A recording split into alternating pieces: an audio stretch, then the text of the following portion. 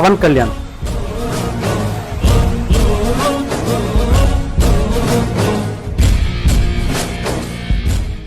ఈ పేరు మన ఆంధ్రాలో, ముఖ్యంగా తెలంగాణలో, ఈ రెండు తెలుగు రాష్ట్రాల్లో ఆయన పేరు నిజంగా చాలా వైబ్రేషన్స్ క్రియేట్ చేస్తుంది. చాలాసార్లు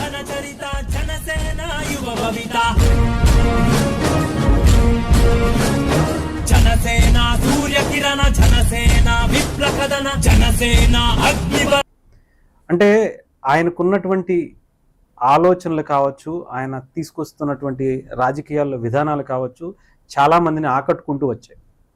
ముఖ్యంగా ఆవిర్భావ దినోత్సవానికి సంబంధించి జనసేన పార్టీ 12వ ఆవిర్భావ దినోత్సవానికి అన్నీ రెడీ చేసుకుంటున్నటువంటి పరిస్థితి మనం దగ్గరలో మనం చూస్తున్నాం. కానీ అంటే ఇప్పటి వరకు పవన్ కళ్యాణ్ గారి ప్రస్థానం అంతా కూడా మనం చూసుకుంటూ వచ్చాం. ఆయనకి సినిమాల నుంచి కావచ్చు, రాజకీయాల నుంచి కావచ్చు, ఫ్యాన్స్ అందరూ కూడా ఏ వైపు నుంచి అయినా రానివ్వండి, కేవలం పవన్ కళ్యాణ్ గారిని చూసే ఆ పార్టీకి లేదా ఆ పార్టీలో ఉన్నటువంటి నాయకులకి అందరికీ కూడా ఒక ఎమోషన్గా కనెక్ట్ అయిపోయారు అందరూ కూడా. పవన్ కళ్యాణ్ గారు అంటే ఒక నిజాయితీకి నిలువుటెత్తు అర్థం అనుకోవచ్చు, లేదా ఒక హ్యుమానిటీకి ఆయన ఒక నిర్వచనంగా కావచ్చు.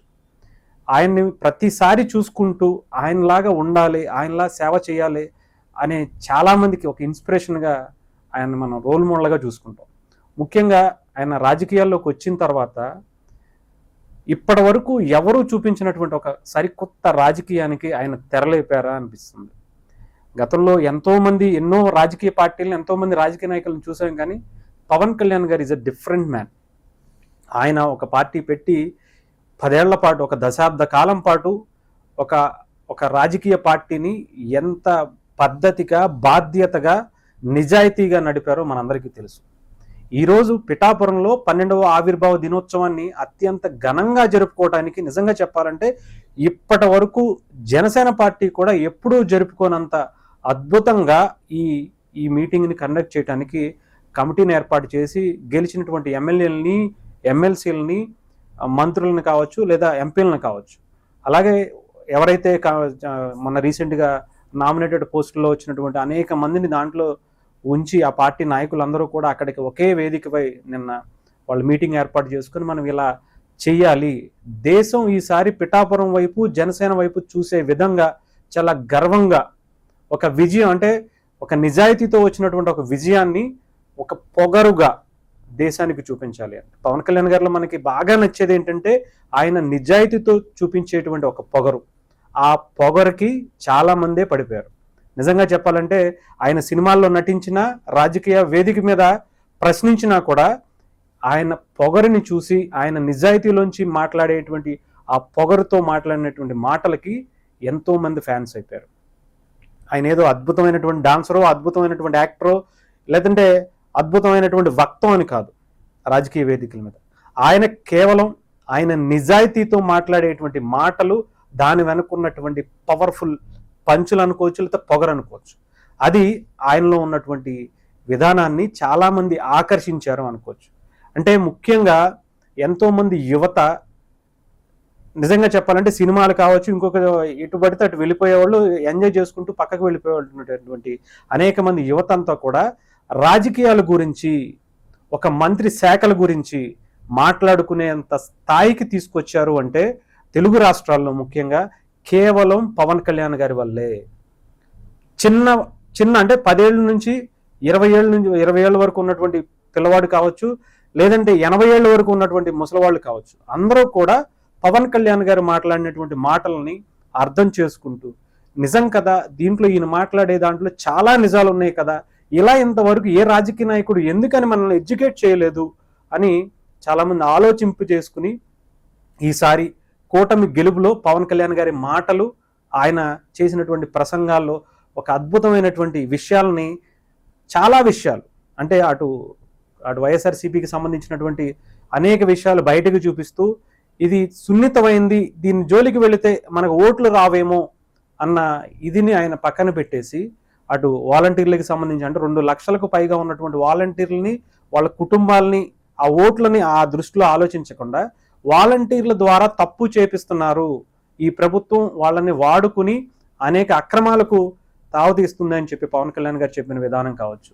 అంటే చాలా విషయాల్లో అటు లేడీస్ అక్కడ మిస్సింగ్ కేసులో జరుగుతున్నటువంటి అవకతవకలు కావచ్చు, లేదంటే ఇంకొకటి కావచ్చు. అంటే ఎక్కడా కూడా రాజకీయంగా వాడుకోవాలి ప్రజల్ని అనే ఆలోచన కాకుండా ప్రజల్ని ప్రజల్లాగా గుర్తిస్తూ వాళ్ళ అవసరాల కోసం, వాళ్ళ కష్టాల కోసం నిలబడి పోరాటం చేస్తే ప్రజలు మనల్ని గుర్తిస్తారు, వాళ్ళ కోసం నిలబడేటువంటి ఒక నిజాయితీ గల వ్యక్తి కావాలి అని ప్రజలు కోరుకున్నప్పుడు ఒక వ్యక్తి వచ్చి నిలబడితే ఆ పొగరుతో మాట్లాడినటువంటి మాటలకు ఇప్పటికీ ఆయన మాటలకి చాలామంది ఫిదా అయిపోతుంటారు. ఇప్పటికీ అసెంబ్లీలో మాట్లాడినటువంటి మాటలు కావచ్చు, ఆయన ఎక్కడ ఒక్క నిమిషం మాట్లాడితే చాలు దాని గురించి సోషల్ మీడియా అంతా కూడా, లేదంటే మొత్తం అంతా కూడా చర్చించుకునే అంత స్థాయిలో ఆయన మాటలు ఉంటున్నాయి. అంటే నిజాయితీతో వచ్చినటువంటి మాటలు.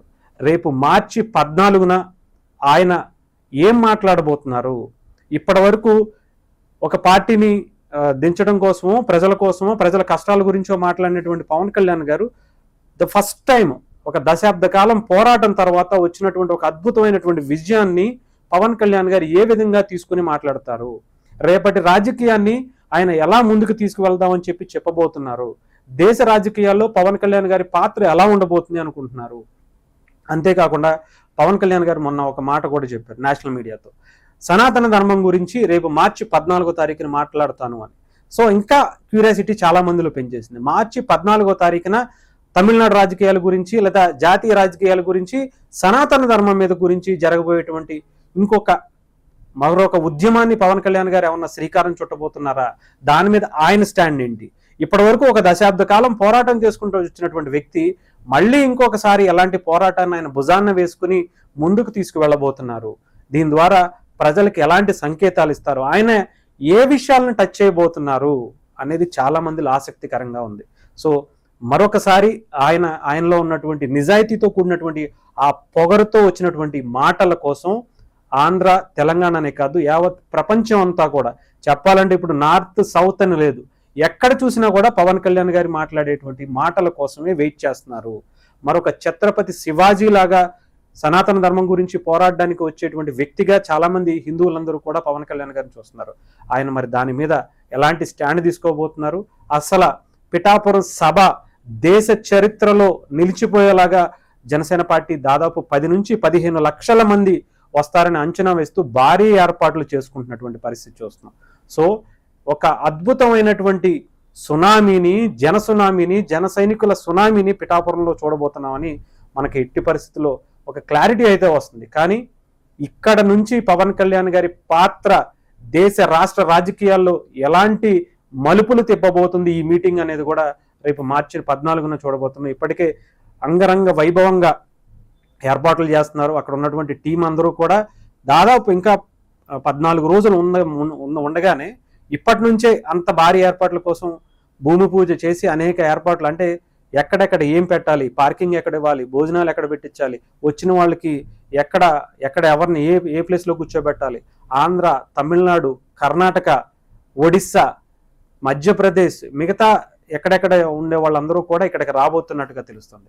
నాట్ ఓన్లీ తెలుగు రాష్ట్రాలే కాకుండా యావత్ భారతదేశం నుంచి, ఇతర దేశాల నుంచి కూడా ఇక్కడికి వస్తున్నట్టుగా తెలుస్తుంది.